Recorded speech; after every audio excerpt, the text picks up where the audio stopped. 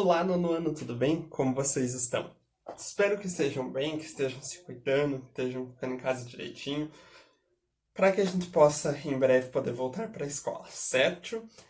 Na semana passada, nós demos uma pausa ali nos nossos conteúdos de física, química e biologia para a gente avançar um pouquinho numa questão que era muito mais social do que nos nossos conteúdos, que foi a Semana do Meio Ambiente, né? Então eu quis trazer essa proposta, essa semana, para que a gente pudesse pensar um pouco sobre as questões ambientais. Ela é uma semana proposta pela ONU Internacional e por isso eu quis implantar ela aqui para que a gente pudesse ter, mesmo nesse tempo à distância, repensar um pouco a questão do consumo consciente, do valor da sustentabilidade. Mesmo em tempos de pandemia, em tempos de isolamento social, a gente precisa entender que nós temos que cuidar do nosso planeta e que nós podemos fazer a diferença mudando pequenos hábitos e pequenas rotinas na nossa casa. Então essa foi a proposta da semana passada, para que a gente pudesse repensar um pouquinho, para que a gente pudesse trazer um pouquinho isso à tona nesse tempo que a gente está em casa, sem perder o nosso foco, certo? Essa semana ela já começa um pouquinho diferente, porque nós vamos passar a ter as nossas aulas ao vivo, então já deixo o meu convite para amanhã encontrar com vocês. Estou ansioso para que a gente possa matar a saudade, para que a gente possa manter esse nosso laço de afeto, para que a gente possa tirar um pouco das dúvidas, para que a gente possa ter esse feedback do que vocês estão entendendo, do que vocês não estão entendendo. Então estejam lá, estou ansioso para esse encontro com vocês, certo? Mas antes disso, nós vamos continuar um pouquinho no conteúdo. Hoje nós vamos fechar o C1 de Química. Olha que bênção! Nós vamos conseguir terminar. Na verdade, com aquele conteúdo da última aula, antes lá, nós paramos para falar do meio ambiente, eu dei as tabelas periódicas, nós falamos ali, né, de energia de ionização, de eletronegatividade, para que a gente fechasse esse conteúdo de tabela periódica. Porém, eu preciso fazer um adendo a um conteúdo que o livro não traz para que a gente possa avançar, que é falar sobre o quê? Vocês viram que em algumas aulas, quando a gente falava principalmente em tabela periódica, eu falava sobre camada de valência, sobre elétrons e tudo mais. Mas eu não expliquei isso. Agora a gente vai trazer isso, é um conteúdo um pouquinho complexo, mas que eu acho que a gente vai conseguir entender legal nessa forma de hoje, como que os elétrons se comportam dentro de um elemento químico, certo? Então pega caderno, pega livro, cabeçalho, Escola Terra Mater, São José dos Pinhais, junho, mês das festas juninas. Não vamos ter a festa, mas não perca essa oportunidade de viver esse momento, fazer as comidas típicas aí na sua casa. Conteúdo, camada de valência, habilidade, compreender os conceitos de distribuição eletrônica em elementos químicos. Então, a camada de valência que a gente vai ver hoje nada mais é do que entender como os elétrons se distribuem dentro de um elemento químico. Então, lembra que os elétrons são aqueles que carregam a energia do elemento e que quanto mais eles se distanciam do núcleo, mais energia eles têm. Quanto mais próximo do núcleo eles ficam, menos energia ele tem. Isso foi o que a gente já falou. Agora a gente vai entender como são essas camadas e como que os elétrons ficam saltando de uma camada na outra. Bem importante vocês prestarem bastante atenção, pegarem o caderno e irem anotando tudo que nós vamos falar sobre cada camada e como que o elétron se organiza, beleza? Então vamos lá. Então, trouxe vocês aqui mais perto do quadro para que a gente consiga entender. Primeira coisa que a gente vai falar são sobre os níveis de organização. Depois a gente vai ver os subníveis, beleza? Primeira coisa. Então, aqui a gente tem a representação bem grande de um átomo, certo? Com o núcleo aqui, e essas aqui são as camadas que nós vamos chamar de camadas da eletrosfera, onde vão ficar os elétrons.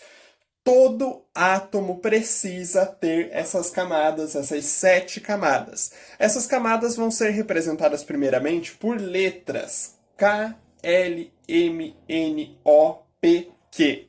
Então essa é a ordem da camada mais próxima do núcleo para a camada mais distante do núcleo. Lembrando que aqui tem menos energia e aqui tem mais energia, certo? Quanto mais distante do núcleo, mais energia esse átomo vai ter, esse elétron vai ter, certo? Então camada K1, camada L2, M3, N4, O5, P6, Q7. Precisa entender esses números e essas letras. Então, cada camada é representada por esse número e essa letra.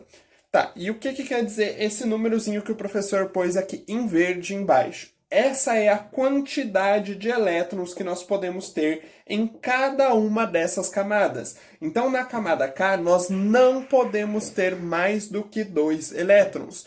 Na camada L, nós não podemos ter mais do que 8 elétrons. Na camada M, nós não podemos ter mais do que 18 elétrons.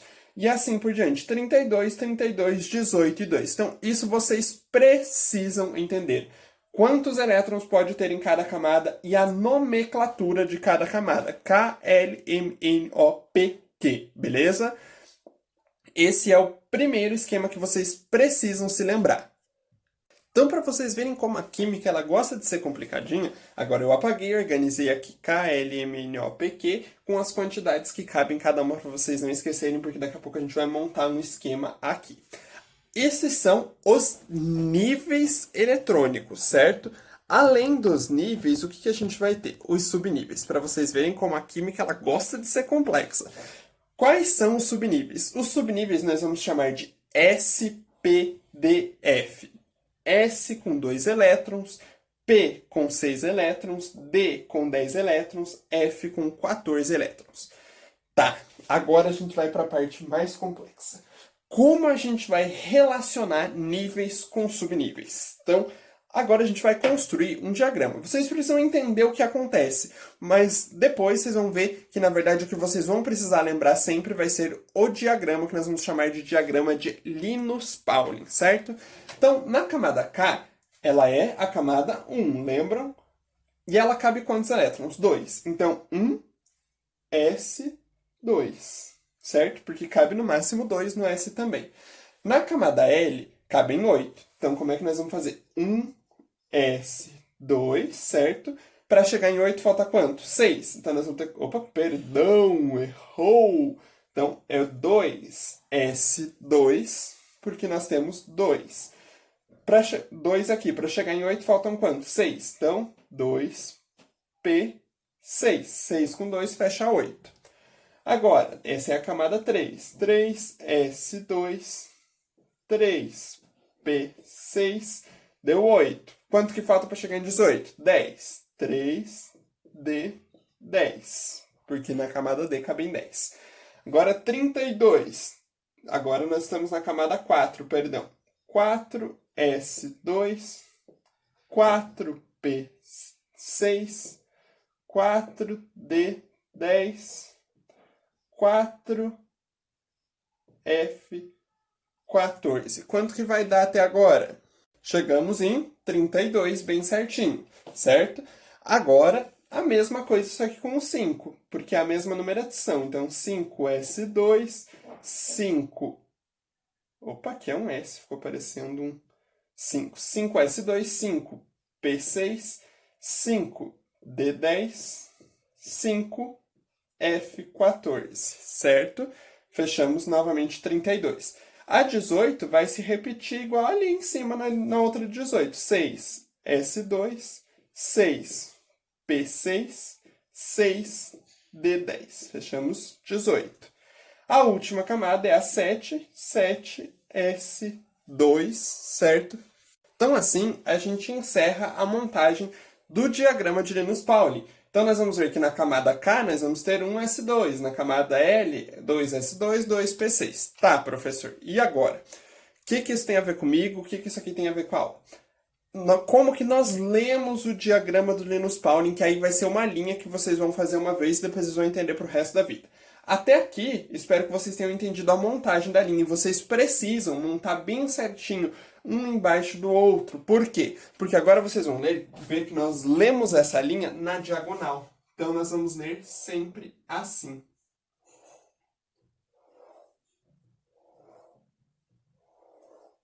Certo? Sempre traçando ela na diagonal. E agora, risquei tudo na diagonal. O que eu vou fazer? Eu vou escrever o diagrama de Linus-Pauling. Bom, já escrevi aqui para ficar mais fácil. A gente vai ler essas linhas todas na diagonal. Então, primeiro que eu risquei, 1s2. Segunda linha que eu risquei, 2s2. Terceira linha, 2p6, 3s2. Quarta linha, 3p6, 4s2. Quinta linha, 3d10, 4p6, 5s2, próxima linha, 4d10, 5p6, e assim você vai lendo ela na diagonal, certo? Sempre de cima para baixo até você formar toda a linha e chegar lá no 6d10, que é o último número que você vai usar.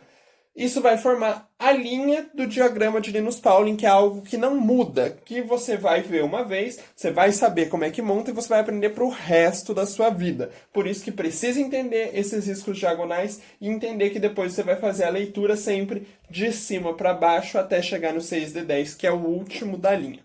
Certo? Montei essa linha. Para que serve essa linha e quando que a gente vai usar essa linha na nossa vida? Essa é o grande X da questão agora. Como que a gente vai usar essa linha? Então, por exemplo, se a gente pegar o oxigênio, certo? Peguem a tabela periódica de vocês e vejam o oxigênio. Então, pegaram o oxigênio, ele vai ter número atômico, lembra que a gente falou de número atômico, que é a quantidade de prótons ou quantidade de elétrons, que é sempre igual num elemento. Ele tem 8. Vocês vão ver que o número atômico do oxigênio é 8, certo? O que quer dizer esse 8? É a quantidade de elétrons. Então, o exercício sempre vai te pedir como é a distribuição eletrônica do oxigênio que tem 8 elétrons. Então você vai ter que escrever essa linha para o oxigênio que tem só 8. Então como é que você vai fazer? Ó, vamos escrever a linha do oxigênio aqui embaixo. Vou mostrar mais próximo para vocês aqui. Então, como que a gente vai escrever essa linha? 1S2. Por enquanto nós temos só 2 e ele tem 8, certo? 2S2. 2. Fechou quanto? 2 mais 2, 4. Ainda faltam 4 para chegar nele. O próximo seria 2P6. Só que 6 passa. Então, quantos que ele precisa para fechar? 4. Então, esse P ele vai ter 4, porque é a quantidade que ele precisa para chegar em 8, que é a distribuição eletrônica dele. Então, a linha de distribuição eletrônica desse elemento, que é o oxigênio, é 1s2, 2s2, 2p4. 4 com 2 dá 8. Certo? Isso é o que você vai fazer para qualquer elemento que eu te pedir, com qualquer valor. Você vai somando os expoentes até você chegar no valor que ele precisa ter de número atômico. Certo? Somente soma os expoentes. Certo? Agora, a gente vai fechar a aula entendendo o que isso aqui tem a ver com camada de valência. Camada de valência é a última camada da distribuição eletrônica. Qual é a última camada? A camada 2, certo? Camada 2 ou camada L, é a mesma coisa, certo? Quantos elétrons o oxigênio tem na camada de valência, que é a última camada, que nesse caso é a camada L ou camada 2? 4 mais 2. Então, quantos elétrons ele tem na camada de valência? 6 elétrons na camada de valência, porque essa é a quantidade de elétrons que ele tem na camada 2, certo? Então, eu sei, é complicado, é bastante informação, mas se você pegou o seu caderno, se você anotou e se você conseguiu entender como que a gente chega no diagrama de Linus-Pauling, já é meio caminho andado, certo?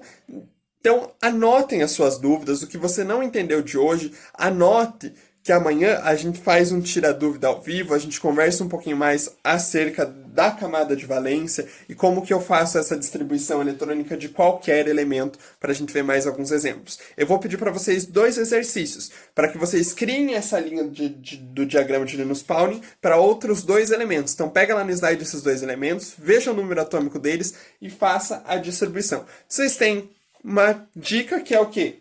Eu já montei a linha aqui, então só copia a linha para o seu caderno, porque essa linha ela vai ser igual. Aí você só vai precisar somar os expoentes para chegar na distribuição eletrônica do elemento que eu pedi lá no exercício. Belezura? Acho que deu para entender, tentei ser o mais claro possível e o mais breve, a aula ficou até um pouquinho longa, mas para que a gente consiga entender bem e então poder avançar nas próximas aulas para o nosso C2, beleza? Aguardo vocês ansiosos amanhã. Um grande beijo, um forte abraço, fiquem bem, se cuidem!